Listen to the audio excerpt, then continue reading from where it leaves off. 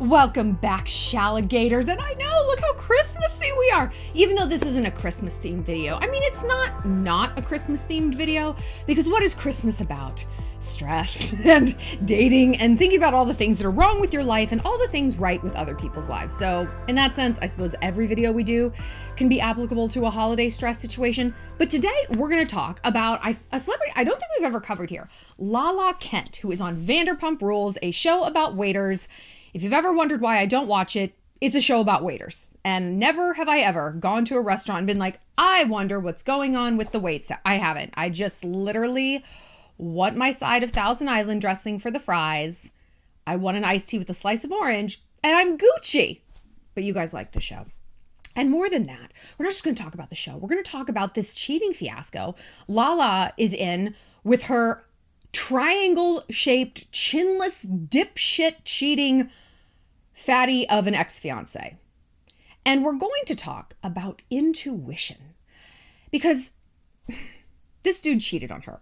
A dude who looks like this cheated on a woman who looks like that. Okay? When do you leave a cheater? And how do you know if someone has changed? And most importantly, like I said, intuition. Because once we get in touch with our intuition, these other questions are very easily answered. But it's one of those things, it's like, trust your gut. It's like, I don't know. I don't know if that's intuition or if it's gas. Okay, Kelsey, let me just try to figure this out. I've got some real world tips. I've got a pathway to help you trust your intuition and become good at it so that when really big things come along, you know how to handle it. But before we get started, quick reminder that if you need a holiday gift for yourself or anyone else, head on over to Cameo where you can get a customized video from yours truly, or head to my website, shallonlester.com, and click submit a question. Plus, if the winter is turning chilly and you're like, ugh, I'm already over this, there is still room left on our Costa Rica trip next May. We are going to Costa Rica.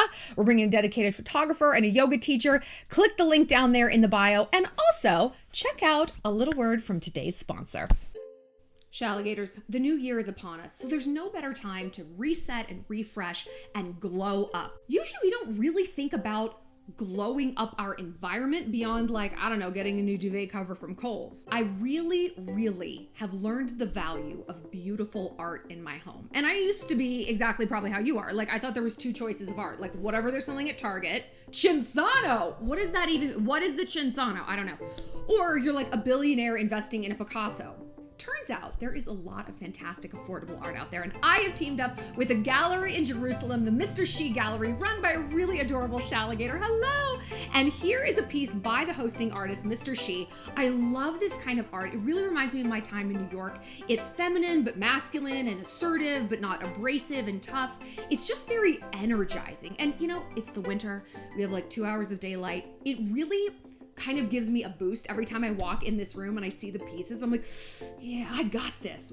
Our environment really informs so much of our mood. So having nice pieces on the wall can do so much. And the best part is this is so affordable. You're not going to be spending thousands of dollars to start your art collection. And can you imagine being so grown up that you have an art collection? I love it. So go ahead and click the link in the bio, support a Shalligator, beautify your space. Check out some of these other amazing designs. They have really cool graffiti, street art type of stuff, more contemporary things. And they're always hosting artists from around the world and bringing nations together and showing that, you know what? The common thing all of us have truly is creativity. So I love it. Check it out, Shalligators, and Happy New Year.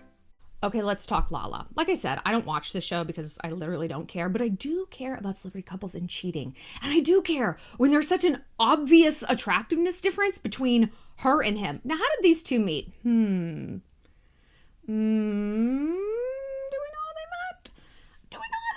Do you guys know what yachting is? If somebody in the comments could explain what yachting involves, I would appreciate that, because no one's going to sue you and they might sue me.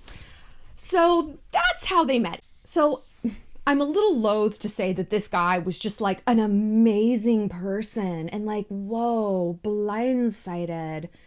He didn't exactly live a life of sanity and dignity. And it turns out He was basically the exact same way when he was in a relationship with LALA. Now he's 50 and again has no chin. You know, if this dude, like, if he got some lipo here, if he got like Kybella or just straight lipo and he lost some weight, like, he wouldn't be bad, but he's not doing that. And you know what? No, I don't abide fat men. You know why? Because that's literally all they have to do. They have to be tall, but like not even, you know, like, we'll fuck with like a dude who's a little bit shorter, but I'm sorry, you want a place in my life, you have to be fit.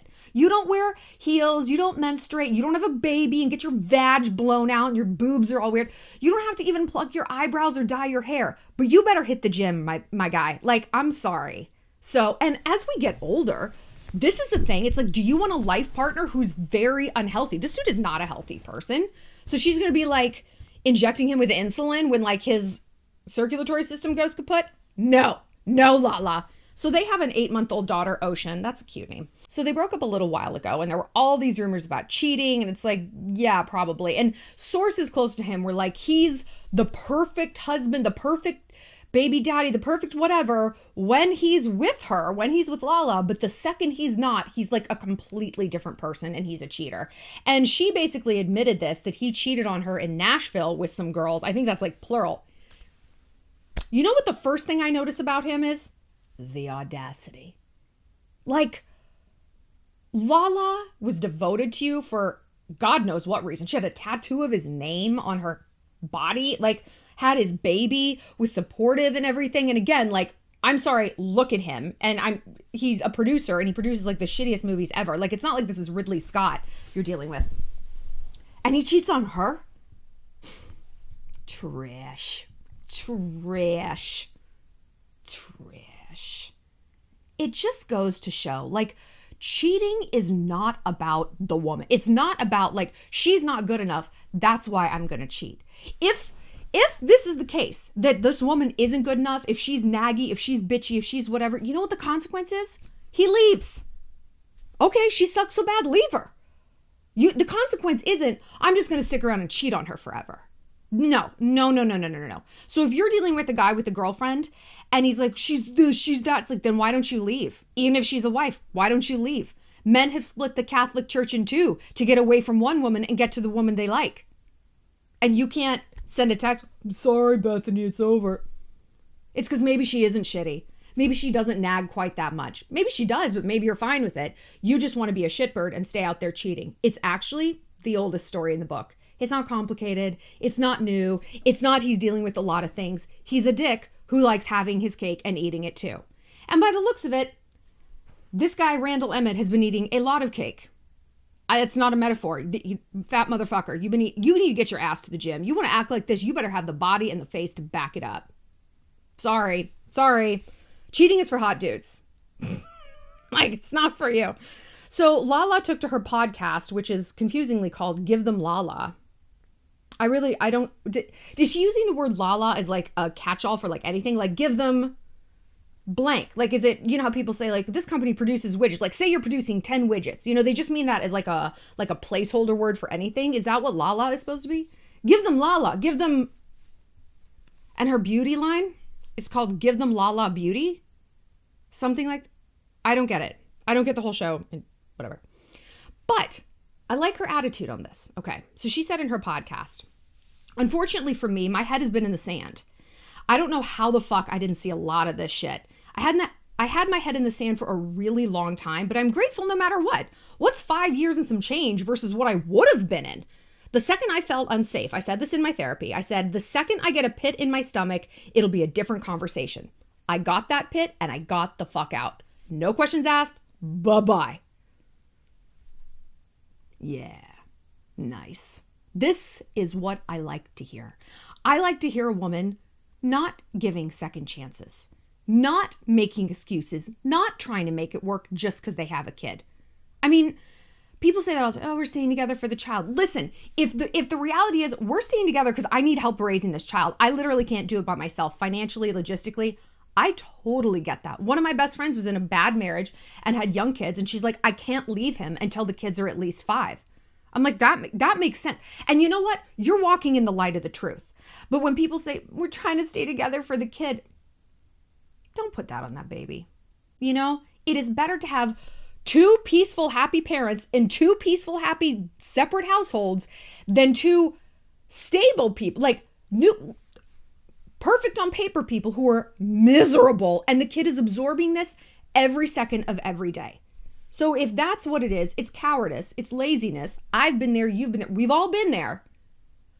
But don't do what's easiest in the moment. Do what's best for the kid ultimately. And a lot of times that is leaving. And I like that LALA just pulled the trigger. I bet she wish she pulled an actual trigger because, man, I bet she's angry. So the second I felt unsafe, the second I get a pit in my stomach, it'll be a different conversation. I got that pit and I got the fuck out. So it sounds like, let's translate this. It sounds like she was oblivious to the cheating things until something in her intuition was like, wait a minute. No.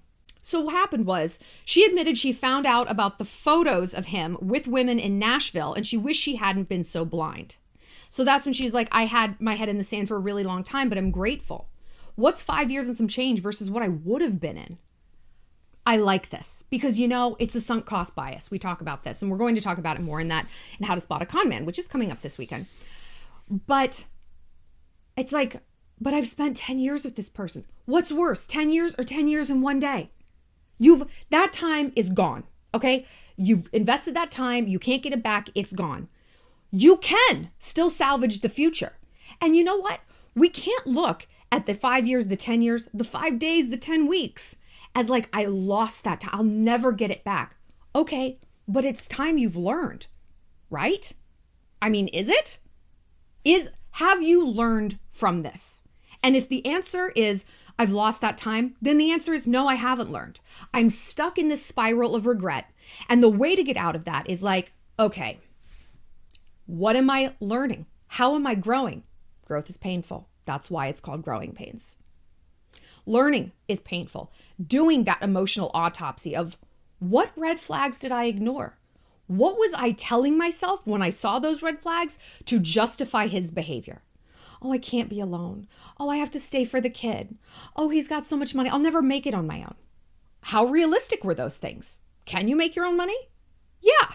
Are you going to be living in this big Bel Air mansion that like LALA lived in? No. You're going to be living in an apartment. That's where she moved.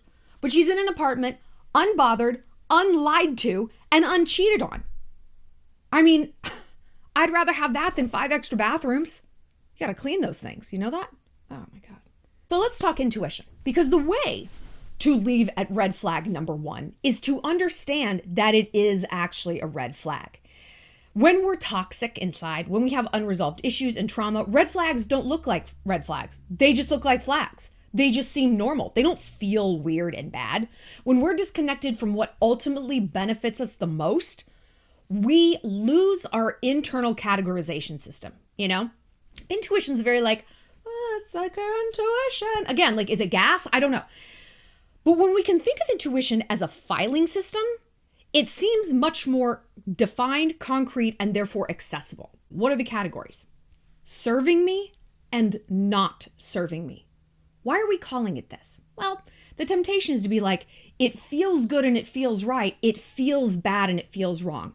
That's great if we are perfectly healthy, right? If we have no traumas, no bad complexes, no negative tape loops, no toxically familiar patterns, no anxiety, right? If we're just this perfect blank slate, well, that feels good.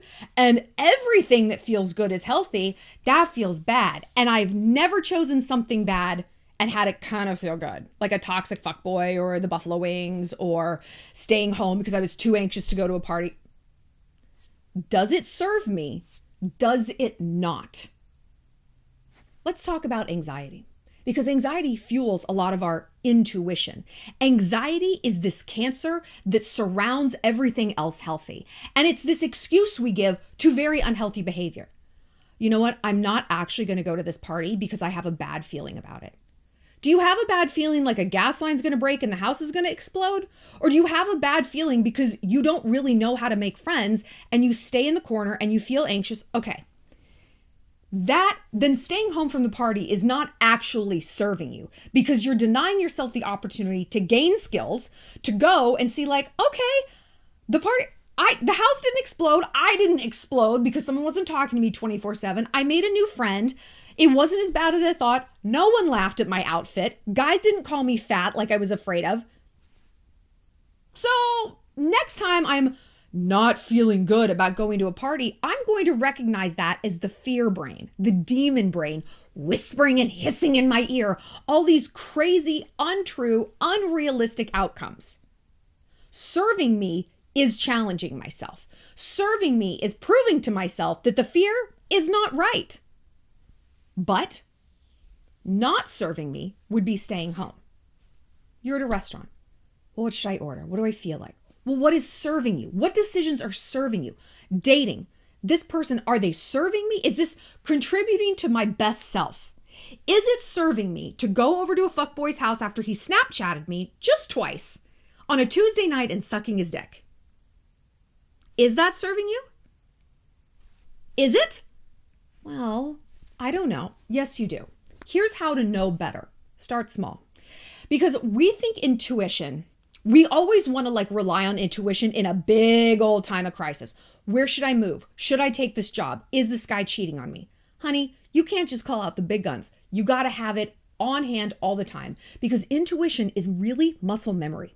I start small, and you know where I think we all have those things. It's like, I am just so bad at this. We have this negative tape loop, and sometimes it's around big things. I always date cheaters. No one likes me. My friends always betray me.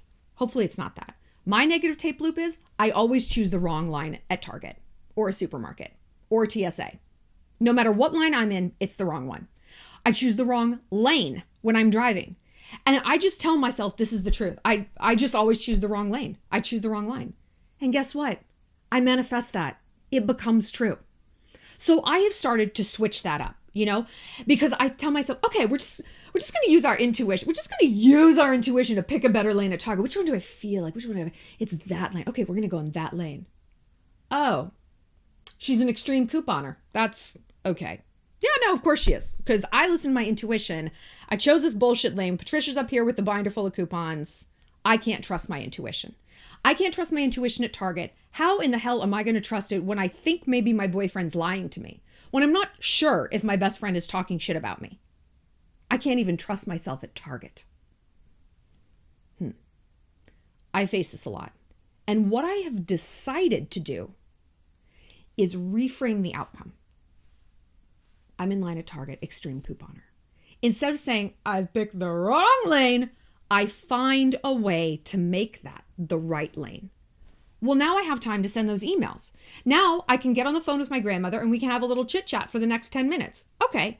Now I can look at my cart and be like, do I need another crop sweatshirt? Do you? And I can put some things back. I'm not panic buying like I always do at Target. Maybe I'll leave my cart here and go get a Frappuccino. Okay. We think that intuition, when we choose a thing, the universe is going to deliver a perfect result. But what if we forced the perfect result? I don't want to use the term forced. But what if we mined this outcome for the best possible thing? Then we are leading our intuition. Then, no matter what decision we make, we get something out of it. Had I chosen the other lane, I would have gotten out of here faster. Okay, that's a good outcome. But there is a benefit, there is a silver lining to the choice I did make. What does this do for us? Because you might be thinking, well, that's great in a line at Target, but what if your choice that you make is like, I'm going to stay with this guy, Gina. I'm going to stay with this guy.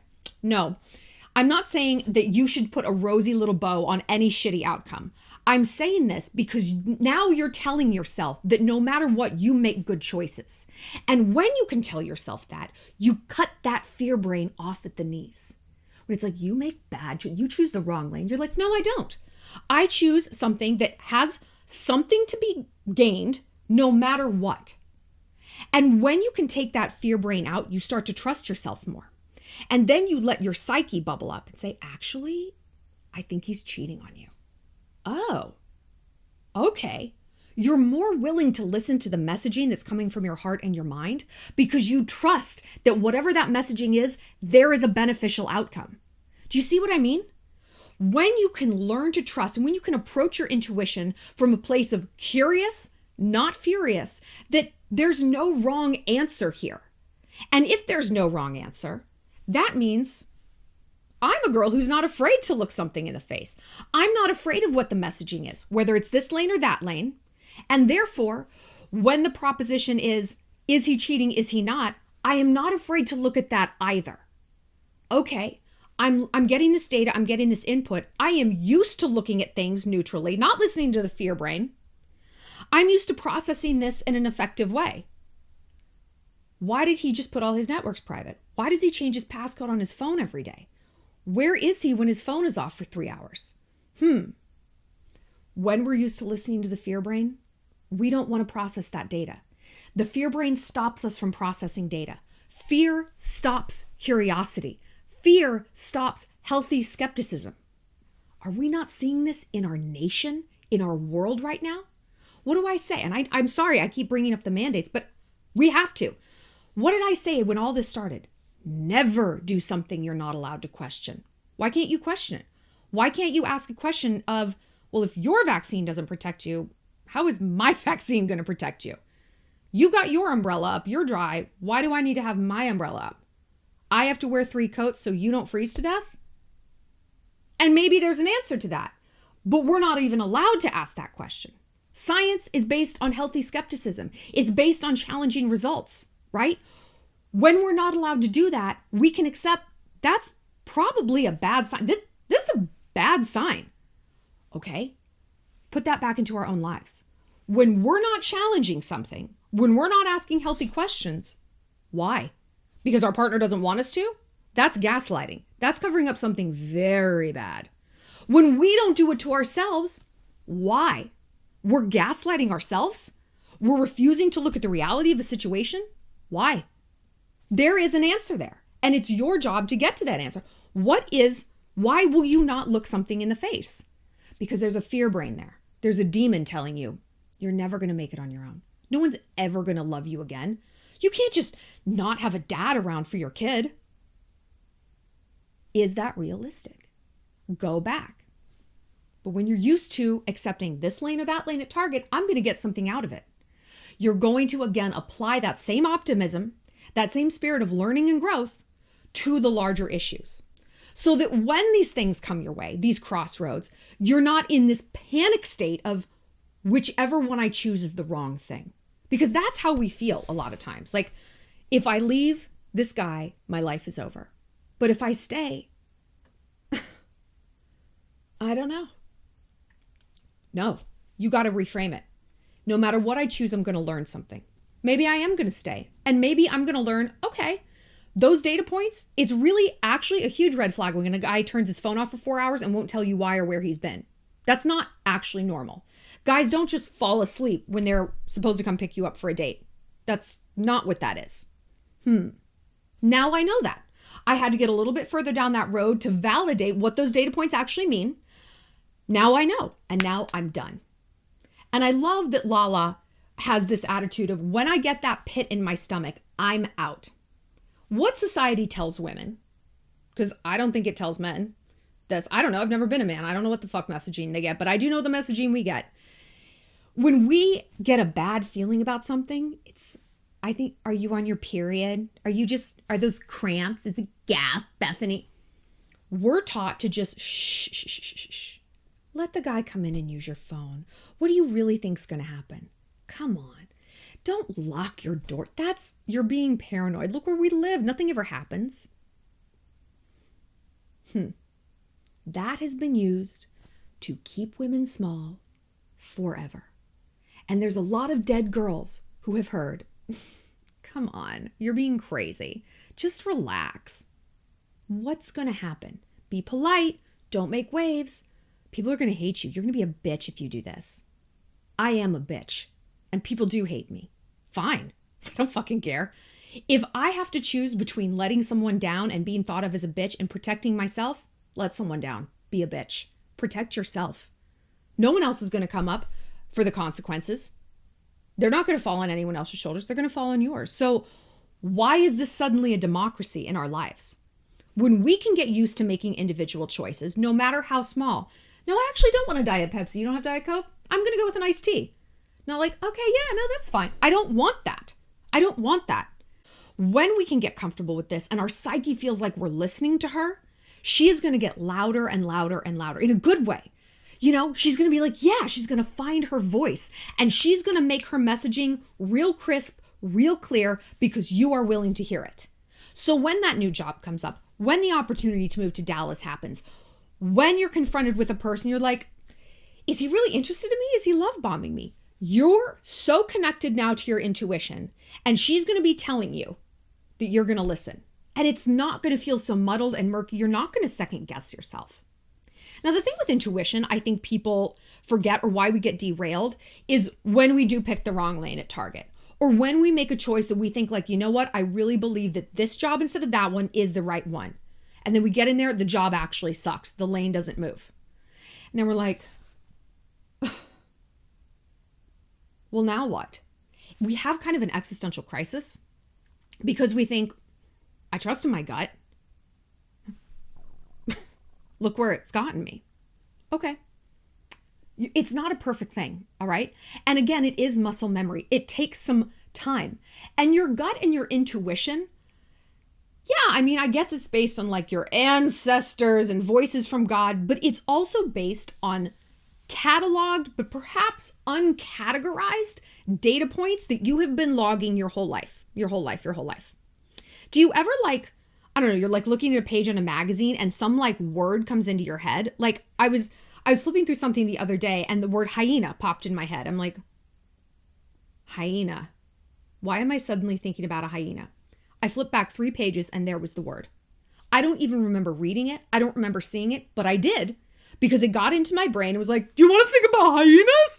They're crazy, right? Their jaws are really strong. They can snap bones. Our mind is doing that constantly. It's taking in data. And all that data is just kind of floating around. It's like the chair in your bedroom that you just like throw everything on. You're like, I'll deal with that later. Then you need something. You're like, it's in the fucking chair. And you're throwing everything all over the room. It's collected, but uncategorized. So when we start to listen to things, we begin categorizing our data. Okay. We took in these data points.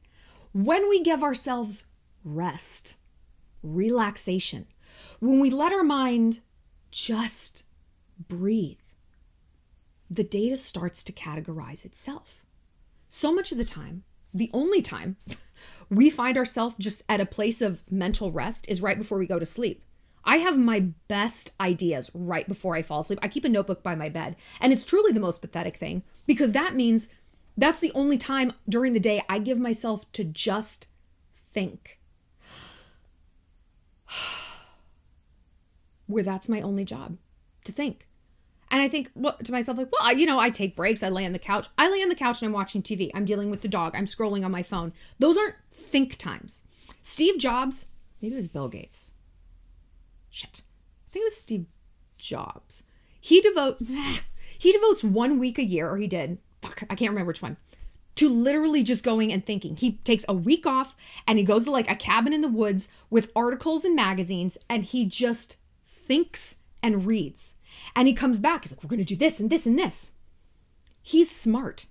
He's fucking genius, actually, because he acknowledges we need that time and we need that rest. We need to let our brain process everything that we've put in it to weed out the things that are pointless. Okay, we thought about hyenas. We don't need to like hold on to that information. Oh, we actually do need to hold on to the information that if I ask for a raise, I could actually maybe get it. Okay. This is what my boss wants from me. Oh, okay. We can allow our brains to process and therefore our intuition gets sharper. It's like digestion. We acknowledge that if we just eat and don't pause to digest, we'll barf it up or our stomachs are going to explode. Like something really bad is going to happen. Our body will expel the excess. Whether that excess is good or bad. Maybe we filled up on Snickers. Now we're putting in kale. Your body's like, I don't care. I can't hold anymore. If we have all these negative messages, scrolling through Instagram, whatever, and then we read a really great book, or we watch a Shallon video and we get good messaging, but we haven't given ourselves the rest to process the bullshit online and make room for the good, bleh, none of it gets retained. So that's really, really important.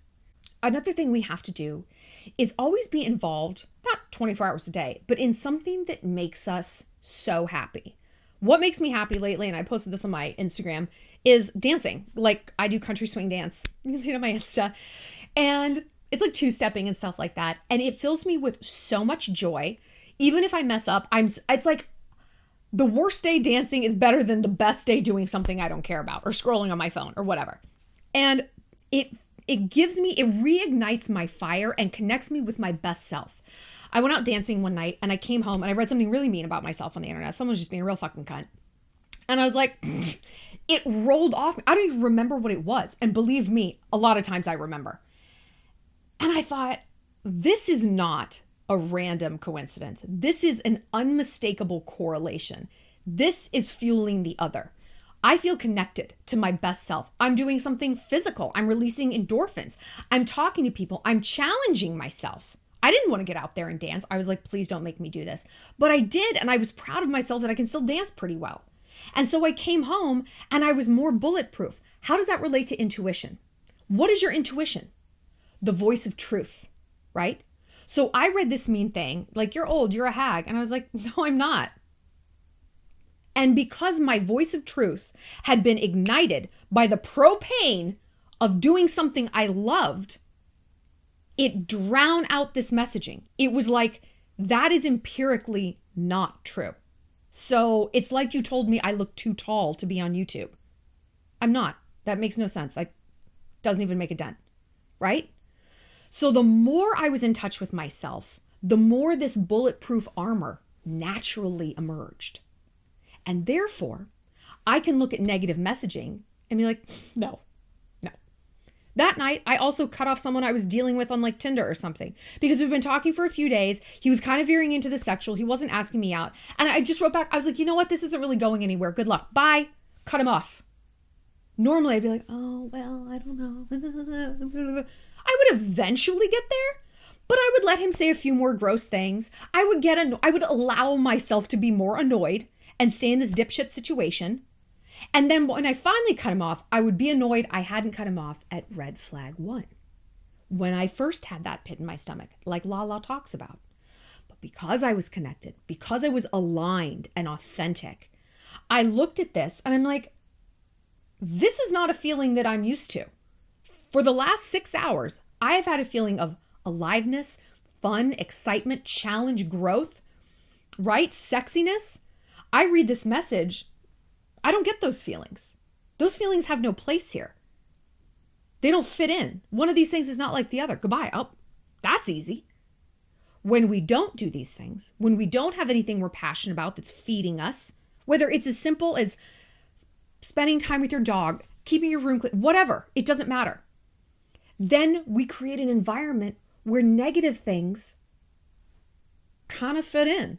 Maybe they're maybe a little ouchy, but they're not as ouchy as they should be. Because everything here is a little ouchy. My room's a mess.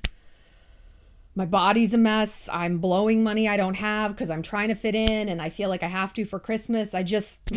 Oh, so it's a shitty fuckboy? Yeah. You're giving me anxiety and stress? Well, you know what everything else is. So now, again, these red flags don't look like red flags. They're just flags. This is all just normal to me. So things are going to have to get really bad with this guy before I'm like, you know what? Lower the bar. We always talk about, let's raise the bar. Lower the bar. When they go high, you go low. Lower the bar. My threshold for fuckery, real low. Real low. Because the rest of my life is great. I'm in a sweet spot. I don't want a boyfriend. I mean, I want to get laid. You know, we all need to get laid. So it's like, you bring a little bullshit to my doorstep, bye. I just cut someone off. I just cut someone off on Hinge. I'm like, this isn't going anywhere, bye. He made one vaguely sexual comment. I'm like, nah. Because my intuition, AKA data I have logged over the course of my life, that because I take breaks, because I learn to relax, my brain has categorized, processed in a neutral way, not on the fly, when I'm in a bad state. Well, this guy's saying something sexual. And when if some other people said something sexual? No, my brain knows. My data center knows where that leads. My data center knows. If a guy starts talking sexual on an app, Message number 3 right out the gate. That's who he is. I like sex. I like talking sexual. That's great. I don't do it with someone I haven't even met in person yet. It's disrespectful and it's gross. And I don't abide it. I don't need to. Why would I? And why would you? But we have to give ourselves that room.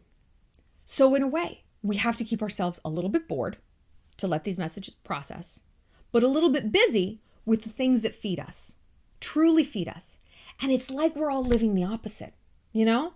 We're like always bored, but like busy work bored, scrolling and the bullshit board. And we're always busy, but with things that aren't feeding us. What if we devoted a half hour a day to thinking? Thinking. You can pretend that you're taking a nap. You can go out to the park and stretch. I love a good stretch. You can foam roll, whatever it is. But have no other input other than your environment and your mind. None. No music. No podcast, even if it's mine. The podcast is coming back in January. What if we did that for a half hour a day? And what if for another half hour a day, or even a week, just try it out for a half hour a week, you devoted yourself to something that just lit you up inside, even if it's goofy. No. Especially if it's goofy. I love a good goofy motherfucking hobby, honey. You know what I did the other day? I found my old sticker book, like my binder of stickers when I was in 4th grade. And I was like, yes, like I spent like an hour just looking through it and touching the fuzzy ones and the scratchy sniff pepperoni pizza ones. And I was like, I am living. This is great. And I was at Hobby Lobby getting some stuff. And I bought more stickers and I put them in because I'm like, yeah. Because I remember being in 4th grade thinking, if I had all the money in the world, the stickers I'd buy. And I'm like, today's the day. I'm living. Like I've achieved my 8-year-old dream. Like, and it sounds silly, and it is, but look how happy I am just talking about this fucking stickers, little elephants with their very specific trunks. I was delighted. And I was like, you know what? I did something so indulgent, and it didn't involve food, and it didn't involve sex, and it didn't involve really spending money. I might spend $3 on stickers. I indulged in this secret, dorky little dream that I had. This is great. And then something bad happened. Someone was mean to me, bounced off me. I dealt with a douchebag on Tinder, bounced off me. I'm like, none of you give me the feeling that stickers give me. The bar really is low. And that's where it should be. So when it comes to your intuition, practice makes perfect. Give yourself the room to let your psyche be heard. Examine what those fear messages are, right? And just because you choose something with your intuition and it doesn't work out. First of all, define work out. This is crucial. What are you defining success in terms of your intuitive thinking? I chose that job, but it sucked. We never lose, we win, or we learn. What did you learn? My intuition about my coworkers was actually right on. They're amazing. But I failed to see red flags about my boss. I thought, I didn't realize that him mansplaining to me was going to be a pattern throughout my entire employment here. Okay, now I've learned. Now I've got data points. I'm good with the intuition on the coworkers, so I'm good on that. Okay, so now we're going to focus on categorizing data and doing better for the future in terms of red flags from management. Okay, we've learned. You've learned what part of your intuition is already up and running. So now we have to just tweak a little bit this one. That's not a loss. That's a huge win. If your intuition is a machine, machines break, you need a new part here, you need a tweak there. Okay. You don't fix a car all at once, you fix individual parts, don't you? Look at it like that. I am great intuitively with friends. With boys, I'm getting better. With business, that probably needs some shoring up. Okay. So I'm not going to stress about the friends I make. I'm going to know that when it comes for a friend decision, I can make that decision real easy. I'm not going to listen to any fear break. I know this. Okay. I got this. Making decisions when I'm like impulse buying at Zara, I'm going to get better at that. I'm going to listen to my mind and my intuition a little bit more. Okay.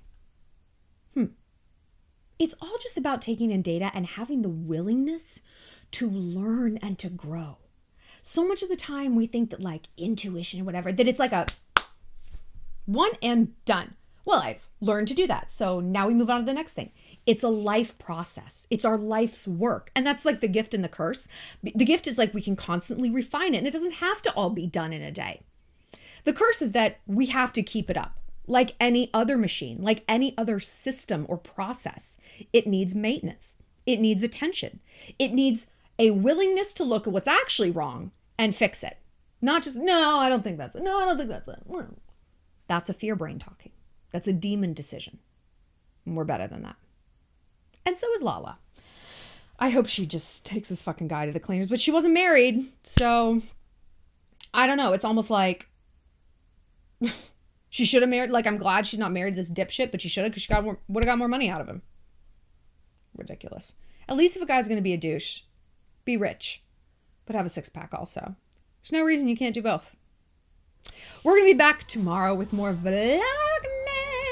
We got some videos coming up about, I actually have a video that's a little unique. It's asking you guys for advice, because I'm in a real pickle. Okay. I'll see you later, Shalligators. Mwah!